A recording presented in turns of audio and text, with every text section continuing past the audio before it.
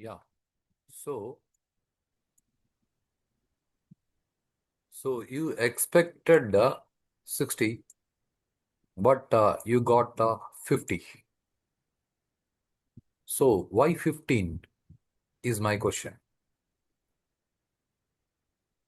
Print of class లో 15 ఉంది కదండి సార్.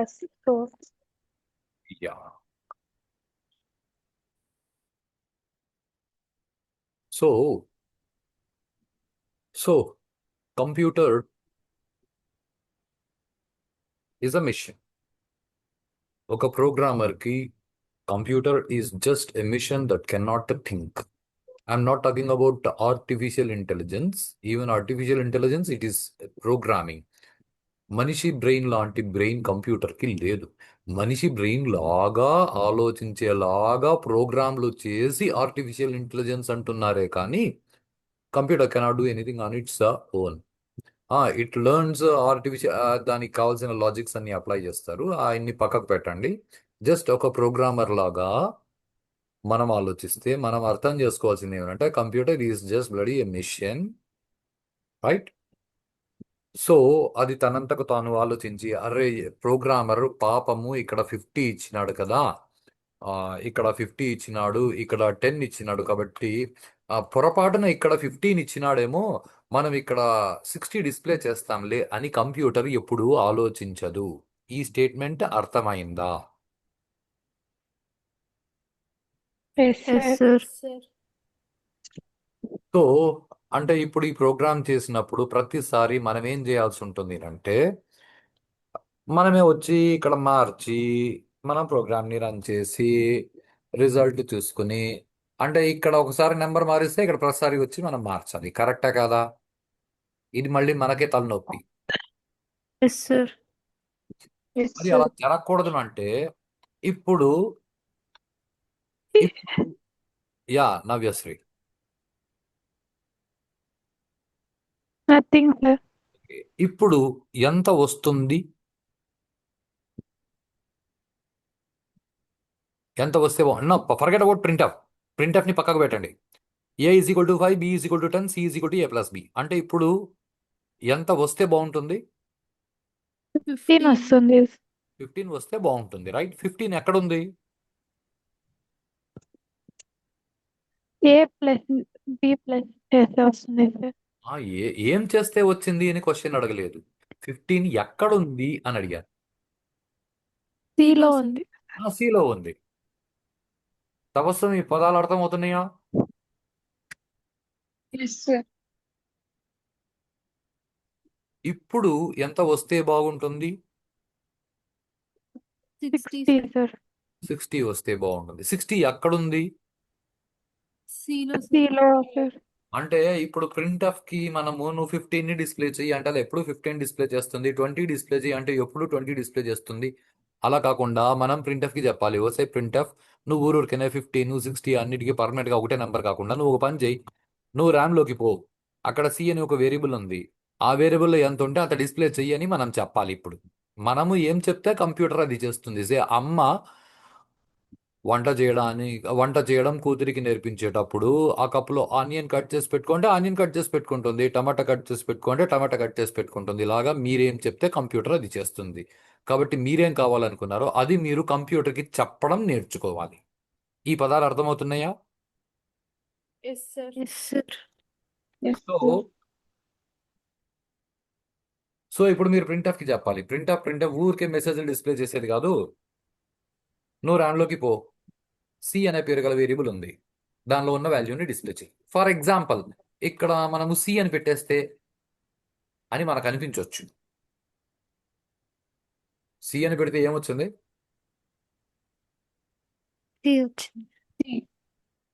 అంటే ప్రింట్ఎఫ్ లో మనం డబుల్ కోట్స్ లో ఏం పెడితే అది వస్తుంది. ఇది ఫస్ట్ కాన్సెప్ట్. హాయ్ పెడితే హాయ్ వస్తుంది, సి పెడితే సి వస్తుంది డబుల్ కోట్స్ లో. కానీ ఇప్పుడు మనం ప్రింట్ఎఫ్కి ఏం చెప్పాలంటే నువ్వు ర్యామ్లోకి పో, సి అనే పేరు గల వేరియబుల్ ఉంది, దానిలో ఉన్న డేటాను తీసుకొచ్చి చూపించు అని చెప్పేటప్పుడు మనము డాటా టైప్స్ లో ఫార్మేట్ స్పెసిఫైయర్స్ తెలుసుకున్నామే. ఫార్మేట్ స్పెసిఫైయర్స్, క్యారెక్టర్ అంటే %c, ఇంటిజర్ అంటే %d, అలాంటివి మనం ఇక్కడ చెప్పాల్సి ఉంటుంది. ఫార్మేట్ స్పెసిఫైయర్స్ కామా, ఈ కామా డబుల్ కోట్స్ తర్వాత ఉంది, జాగ్రత్తగా గమనించండి. Format specifiers comma source variables. ఏ వేరియబుల్లోంచి డిస్ప్లే అవ్వాలి, ఏ ఫార్మేట్లో డిస్ప్లే ఫార్మా అవ్వాలి, ఈ రెండు మనం చెప్పాల్సి ఉంటుంది. Okay, okay Yes, sir. So ఇప్పుడు మనం దేనిలోంచి డిస్ప్లే చేయాలి, రిజల్ట్ దేనిలో ఉంది, సిలో సార్. సిలో ఉంది. సి అనే వేరియబుల్ యొక్క డాటా టైప్ ఏది,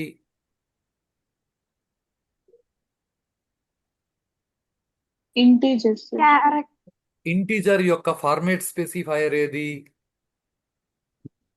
percentage D sir. Percentage D. Double quotes అయిపోయిన తర్వాత కామా, ఇప్పుడు పర్సంటేజ్ డి లొకేషన్ లో ఏ వేరియబుల్ లోంచి వాల్యూ డిస్ప్లే అవ్వాలో ఆ వేరియబుల్ పేరు చెప్పాలి, సి.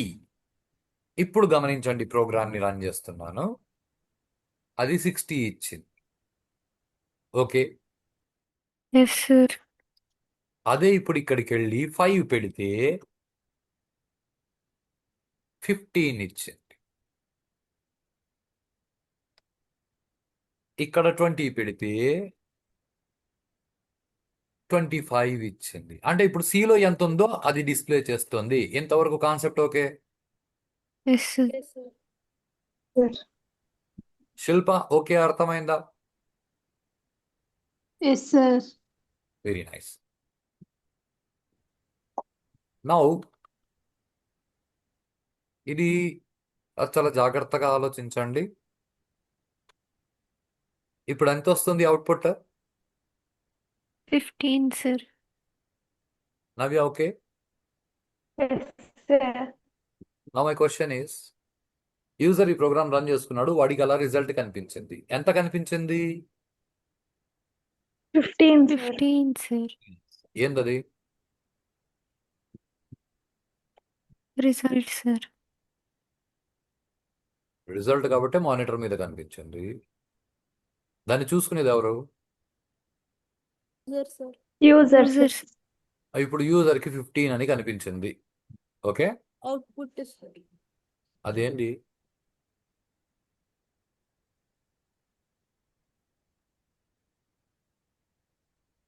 Output, sir. హే కమాన్, అవుట్పుట్ కాబట్టి మానిటర్ మీద కనిపించింది. ఆ మాత్రం యూజర్ కి కూడా తెలుసు.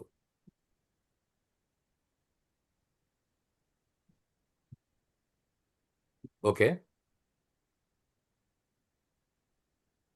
అవుట్పుట్ మానిటర్ మీద కనిపిస్తుందని యూజర్ కి కూడా తెలుసు.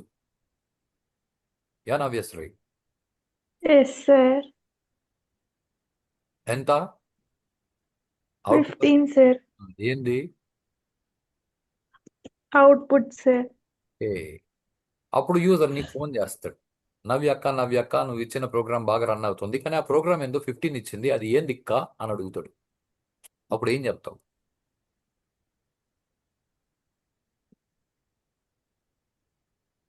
యా డెల్,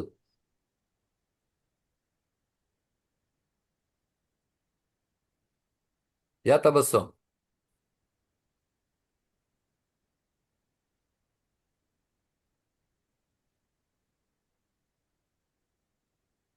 కదా నవ్య, ఎన్నో మిస్ అయింది కదా. అవును సార్. సరే, ఓ చిన్న కథ చెప్తాను. మహాభారతం ఐడియా ఉంది కదా. Yes sir. ఆ, తబస్సం డెల్ వీళ్ళకి ఐడియా ఉండదు, ఐడియా లేదేమో. ఐడియా ఉందా Tabassum? Sir. No sir. No, sir. ఆ, కల్కి సినిమా చూసినారా? Yes sir. Yes, sir. Yes sir.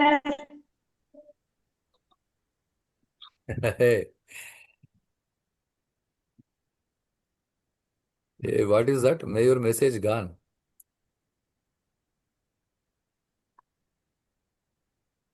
Likhith ఏదో తెలివిగా చెప్పాడు.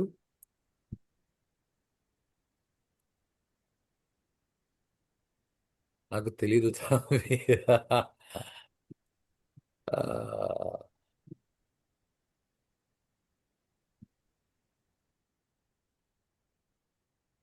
Right, okay.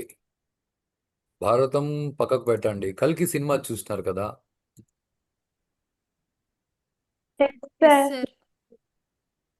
కల్కి సినిమాలో హీరోషిప్ కర్ణుడికి ఇచ్చారు, రైటా?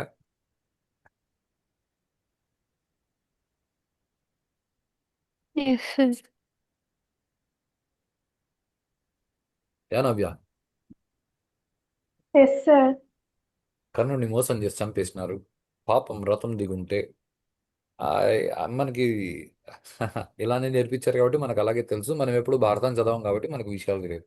ఓకే, ఎనీహౌ, కర్ణుడు చాలా గొప్ప వీరుడు, ఇది అది అలా ఓకే, ఆయన్ని ఉన్నాయి. కర్ణుడిని మించిన వాళ్ళు చాలా కొన్ని వేల మంది ఉన్నారు మహాభారతంలో కర్ణుడిని మించిన వాళ్ళు. సరే, అవన్నీ పక్కకు పెట్టి కర్ణుడి చావుకి ఏదో కొన్ని కారణాలు ఉన్నాయి అంటారు కదా నవ్య? అవును సార్. ఎన్ని కారణాలు ఉన్నాయి నవ్య?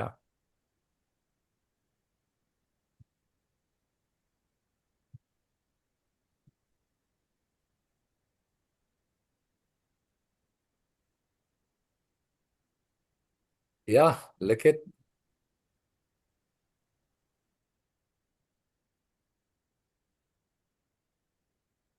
ఉన్నాయని తెలుసు సార్, కానీ అవేమో మూడు తెలియదు కారణాలు సార్. ఉన్నాయి. మూడు కారణాలు. మూడు కారణాలా, 100 కారణాలా? యా, కర్ణుడి చావుకి 100 కారణాలని చెప్తారు అందరూ. సరే, నీకు తెలిసిన 3 చెప్పు, లిఖిత్, చూస్తాం. యా నవ్య? కర్ణుడి చావుకి 100 కారణాలు అని చెప్తారు.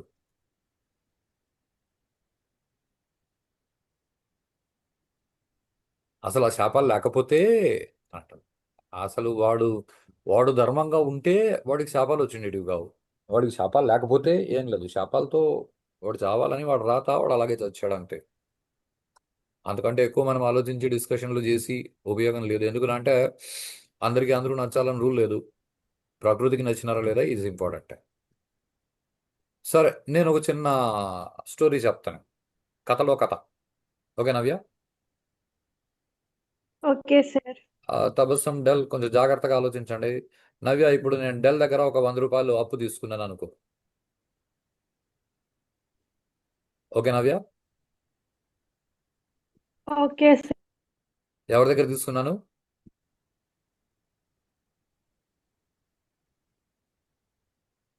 యా నవ్య, ఎవరి దగ్గర తీసుకున్నాను? సార్ మళ్ళీ రిపీట్ చేయండి సార్. నేను డెల్ అనే అమ్మాయి దగ్గర, డిఎల్ఎల్ డెల్ అనే అమ్మాయి దగ్గర 100 రూపాయలు అప్పు తీసుకున్నాను, రైట్?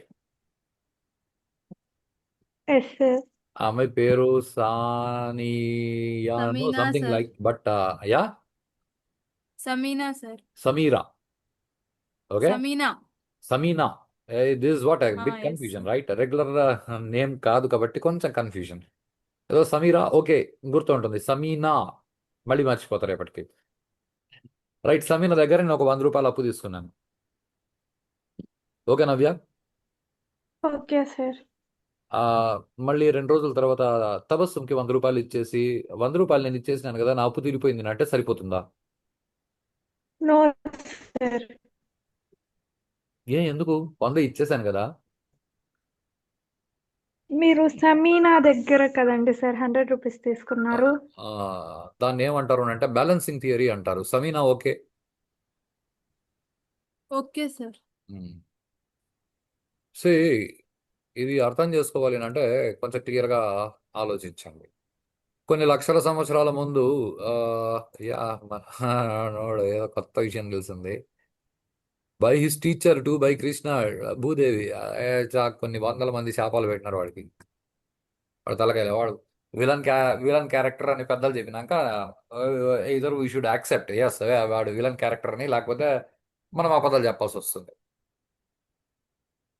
సే కొన్ని లక్షల సంవత్సరాల ముందు దేర్ వాజ్ వన్ ఇతిహాస అంటే ఇది ఇలాగే జరిగింది అని చెప్పబడిన చరిత్ర. చరిత్ర అంటే ఎవడు పడితే వాడు అలా రాసేసేయచ్చు, వాడికి ఇష్టం వచ్చినట్లు రాయొచ్చు. ఇతిహాసం అంటే దాన్ని ఎవడు పడితే వాడు రాయడు, ఇష్టం వచ్చినట్లు రాయడు, ఉన్నది ఉన్నట్లు రాస్తాడు. ఎందుకనంటే కర్ణుడు మహావీరుడు అని మనోళ్ళు సినిమాల్లో నెత్తినోరు కొట్టుకొని చెప్తున్నారు కానీ కర్ణుడు అర్జునుడి మీద గెలిచింది లేదు. భీముడు కర్ణుడిని చావు బది చంపేస్తా ఉంటే మధ్యలో వేరే వాళ్ళు అడ్డం పడి "ఏరా, నిన్ను వదిలేవాడు చిన్నపిల్లడు" అని అన్నారు. వాడు వదిలేసిన రైటా. కర్ణుడు Yes, sir. ఎక్కడెక్కడ యుద్ధం చేసినాడు అక్కడంతా ఓడిపోయినాడు తప్ప కర్ణుడు గెలిచినవంటూ ఏమీ లేదు. మనకి ఆ మత్స్య యంత్రము కర్ణుడు ఏమంటివి అని సినిమాల్లో డైలాగులు తప్ప అంతకంటే కర్ణుడు గొప్ప వీరుడు. నేను కర్ణుడిని జయించేంత గొప్పవాడినేం కాదు. కర్ణుడు నాకంటే వీక్ అయితే కాదు. ఓకే, కర్ణుడు గొప్ప వీరుడు Okay, sir. కానీ కర్ణుడు ఎప్పుడు గెలిచిందేం లేదు. బట్ ఎనీ హౌ మన సినిమాలు చూసి అలా డిసైడ్ అవ్వకూడదు. ఆ, ఇది నాకు అనిపించిన విషయం. పెద్దలు కూడా ఇలాగే చెప్తారు కొంతమంది. కొంచెం జాగ్రత్తగా గమనించండి. కొన్ని లక్షల సంవత్సరాల ముందు ఆ సూర్యుడి వరంతో ఒకడు పుట్టినాడు, ఇంద్రుడి వరంతో ఒకడు పుట్టినాడు. చాలా జాగ్రత్తగా ఆలోచించండి. ఓకే, ఇంద్రుడి వరంతో వాలి అని పుట్టినాడు. సూర్యుడి వరంతో సుగ్రీవుడు అని పుట్టినాడు. రైటా. సో ఆ Yes, జన్మలో sir. ఆయన ఎవడైతే ఉన్నాడో ఆయన సుగ్రీవుడి పక్క నిలబడుకొని వాలిని చంపాడు అని ఎందుకు చెప్పాలి? సే కొడుకు పక్కన నిలబడుకొని ఇంద్రుడి కొడుకుని చంపించాడు. నవ్యాశ్రీ ఓకే. Okay sir. ఒక యుగం అయిపోయింది అంటే ఇక్కడ అప్పు ఉంది కదా, వీళ్ళ కొడుకుని చంపించినాడు. ఒక యుగం అయిపోయిన తర్వాత మళ్ళీ ఆయన ఏం చేసినాడు అంటే ఈసారి సూర్యుడి కొడుకు కర్ణుడు, ఇంద్రుడి కొడుకు అర్జునుడు. ఈయన ఏం చేశాడు? ఈయన పక్కన నిలబడుకొని ఈయన్ని చంపించాడు. Balancing theory. నేను సమీనా దగ్గర అప్పు తీసుకుంటే సమీనాకి ఇస్తేనే అప్పు తీరుతుంది కానీ తబస్సంకి ఇస్తే అప్పు తీరదు. కరెక్టా కదా తబస్సం? Yes, sir. ఇది బ్యాలెన్సింగ్ థియరీ. ఇలా కనెక్ట్ చేసుకుంటే మనకి రామాయణం వేరే, భారతం వేరే, ఈ రెండు వేరే వేరే కథలు. అసలు అవన్నీ కథలు అనే పిచ్చి మాటలు వస్తాయి. మనం కరెక్ట్గా అర్థం చేసుకుంటే అక్కడ అన్ని విషయాలు ఏం లేవు. అక్కడ ఉన్నదంతా simple, very basic concept, core concept. మనము థియరీని థియరీగా, ప్రాక్టికల్స్ని ప్రాక్టికల్స్గా, దానికి దీనికి సంబంధం లేకుండా నేర్చుకుంటాం. ఈ పదాన్ని జాగ్రత్తగా వినండి. దానికి దీనికి సంబంధం లేకుండా నేర్చుకుంటాం ఈజ్ ద బిగ్గెస్ట్ ప్రాబ్లం. మనకి మ్యాథ్స్లో జరిగేది అదే. A+B² నేర్చుకుంటారు, లైఫ్లో ఎప్పుడు వాడరు. లైఫ్లో వాడేటివి సిలబస్లో ఎప్పుడు చెప్పరు. ఫిజిక్స్లో ఎలక్ట్రానిక్స్ అన్నప్పుడు మనం ఇదే డిస్కస్ చేసాం. పొటెన్షియల్ డిఫరెన్స్ అందరూ లెక్క పెడతారు. అసలు ఆ పొటెన్షియల్ డిఫరెన్స్ ఎందుకు ఉంటుంది, ఎందుకు వస్తుంది అంటే బికాస్ ఆఫ్ రెసిస్టెన్స్ అని ఎవరు చెప్పరు. రెసిస్టెన్స్ పక్కన ఉంటుంది, పొటెన్షియల్ డిఫరెన్స్ పక్కన ఉంటుంది. లెక్కల్లో పొటెన్షియల్ డిఫరెన్స్, ఫిజిక్స్లో మ్యాథ్స్లో పొటెన్షియల్ డిఫరెన్స్ లెక్కలేస్తాము కానీ రెసిస్టెన్స్ వల్ల వచ్చింది అనే విషయాన్ని మనం పట్టించుకోము, సార్లు కూడా చెప్పరు. ఇలాగే ఉంటుంది. రైటా. Yes, sir. అని అలా కనెక్ట్ చేసుకోలేదు కాబట్టి మనకి మ్యాథ్స్ అంటే కోపం, ఫిజిక్స్ అంటే అర్థం కాదు, కెమిస్ట్రీ అంటే పిచ్చి పిచ్చిగా ఉంటుంది. ఇవన్నీ మనం కనెక్టివిటీ సరిగ్గా ఎస్టాబ్లిష్ చేసుకోలేదు కాబట్టి రామాయణం రామాయణమే, భారతం భారతమే అయింది. కరెక్ట్గా ఎస్టాబ్లిష్ చేసుకుంటే ఎలా ఉంటుందో తెలుసా నవ్య? చెప్పండి sir.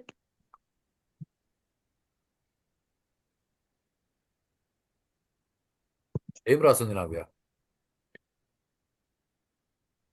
A value available in user environment that has no meaning to user is called data, sir. ఇప్పుడు యూజర్ దీన్ని చూసుకున్నాడు కదా, Yes, sir. Yes, sir. వాడికి ఎంత తెలిసిపోయిందా లేదా? ఎంత అన్నది తెలిసిందా లేదా? Yes, sir. ఎంత తెలిసింది సార్. ఎంత 15. ఏంది? 15 అని తెలిసింది సార్. 15 అని తెలిసింది. ఏంది అని తెలిసిందా? Data. నవ్య, ఏంది అని తెలిసిందా లేదా? తెలిసింది సార్. ఏంది అని కూడా తెలిసిందా?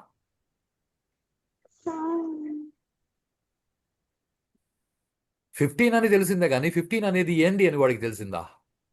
No, sir. Is called data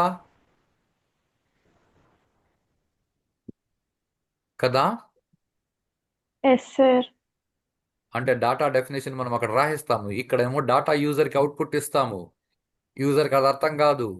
ఆ మాత్రం కామన్ సెన్స్ లేదా అంటే, వాడి కామన్ సెన్స్ ఉంటే మనల్ని ఎందుకు అడుగుతాడు ప్రోగ్రామ్ చేసి మని కదా.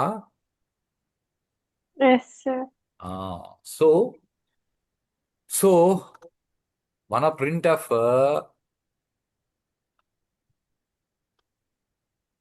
ఇలా వాడొచ్చు, ఇలా వాడొచ్చు. ఇలా వాడితే ప్రాసెస్ అయిన తర్వాత డాటా యూజర్కి ఇవ్వలేము, రిజల్ట్ని యూజర్కి ఇవ్వాలి అని అంటే ఇవ్వలేము. ఇలా వాడితే అది వాడికి డాటా అవుతుంది కానీ వాడికి ఏం అర్థం కాదు. కరెక్టా కదా. Yes, sir. అప్పుడు మనం ఏం చేయాలి అంటే డాటాని ఇన్ఫర్మేషన్గా మార్చాలి. డాటాని ఇన్ఫర్మేషన్గా ఎలా మారుస్తామని అంటే, place A label that describes data, అది ఏందో దాని ముందు రాసాయి. అలా రాయడానికి ప్రింటర్కి ఇంకొక సింటాక్స్ ఉంది. Message with format specifiers comma source variables. అంటే నువ్వు ఇక్కడ ఇప్పుడు ఇంతకీ ఆ సీలో మనం డిస్ప్లే చేస్తా ఉండేది ఏంటది?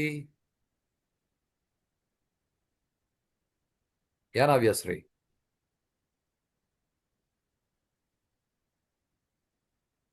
సీలోని వాల్యూ డిస్ప్లే చేస్తున్నాం కదా, అది ఏంటది ఇంతకీ? Data, sir. Yeah Sameena. Data, sir.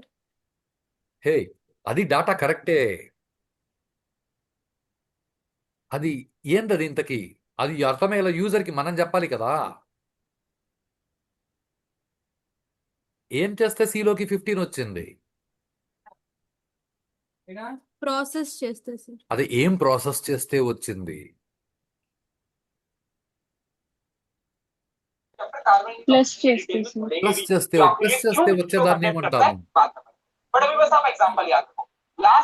Output. Plus చేస్తే వచ్చేదాన్ని ఏమంటాము?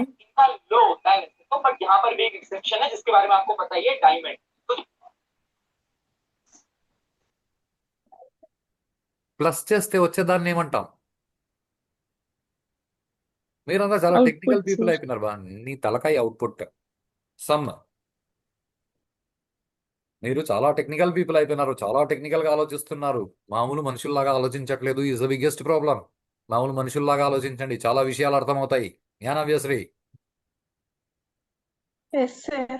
ఇప్పుడు ఇది information. Sameena okay? Okay, sir. అంటే ప్రింట్ ఎఫ్ ని మీరు 3 విధాలుగా వాడొచ్చు. ఉత్త మెసేజ్లు పెట్టొచ్చు, ఉత్త వాల్యూస్ ఇవ్వచ్చు, మెసేజ్ విత్ వాల్యూస్ ఇవ్వచ్చు అని మీరు గుర్తు పెట్టుకుంటే దేన్ని ఎక్కడ వాడాలి అని మీరు ఆలోచించి వాడాల్సి ఉంటుంది. ఇంతవరకు చెప్పుకున్న థియరీ వేరే, మనం చేసే ప్రోగ్రామింగ్ వేరే కాదు. ఆ థియరీని ప్రోగ్రాంలో మనం ఇంప్లిమెంట్ చేయాలంటే we should connect things. Ramayanam Bharatam connect చేసుకున్నట్లు అలా కనెక్ట్ చేసుకోకుండా థియరీనే ప్రోగ్రామే అని అంటే అదే మనకు వచ్చే పెద్ద ప్రాబ్లం. ప్రోగ్రామింగ్ ఎప్పుడు లైఫ్లో అర్థం కాదు. ఎందుకు అర్థం కాదు అంటే అది అదే ఇది ఇదేలాగా మనం నేర్చుకోవడానికి ప్రయత్నం చేస్తాం. మన తరఫు నుంచి మనం ప్రయత్నం చేయం కనెక్ట్ చేసుకోవడానికి. సో కనెక్ట్ చేసుకోవాలి అంటే ఆలోచించాలి, కరెక్ట్గా ఆలోచించాలి. ఓకే నవ్య? Okay, sir. Right, okay. దీన్ని గుర్తుపెట్టుకోండి. Will continue tomorrow. Okay, sir. Okay, sir.